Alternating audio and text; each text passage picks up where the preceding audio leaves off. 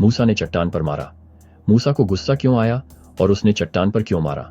Numbers chapter 20 versus 1 through 12 में हम मूसा के चट्टान पर मारकर इजरायलियों के लिए पानी निकालने की कहानी पढ़ते हैं। इजरायली फिर से रेगिस्तान में पानी की कमी के बारे में शिकायत कर रहे थे।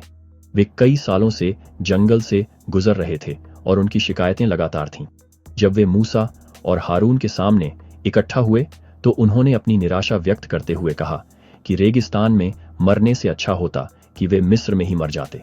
भगवान ने मूसा को लोगों के सामने चट्टान से बात करने का निर्देश दिया और उसमें से पानी निकलेगा। हालांकि लोगों से निराश होकर मूसा ने अपनी लाठी से चट्टान पर 2 बार प्रहार किया, बजाय इसके कि वह उससे बात करे जैसा कि भगवान ने आज्ञा दी थी। पानी तो फिर भी निकला, लेकिन भगवान मूसा से नाराज थे कि उसने उनकी आज्ञा का पालन नहीं किया।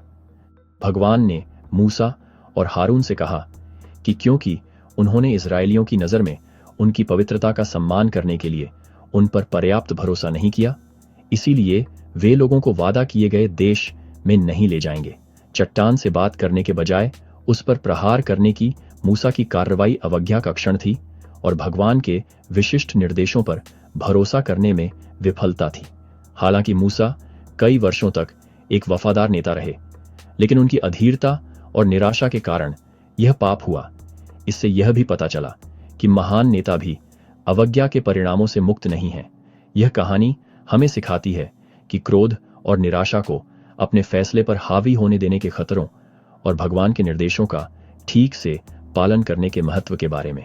यह हमें याद दिलाता है कि जब हम दबाव में हों या हमारे साथ बुरा व्यवहार किया गया हो, तब भी हमें भगवान की योजना पर भरोसा रखना चाहिए और उनकी आज्ञाओं का पालन करना चाहिए। मूसा की अवज्ञा का क्षण हम सभी के लिए एक चेतावनी के रूप में कार्य करता है कि हमें सभी परिस्थितियों में विनम्र और वफादार रहना चाहिए।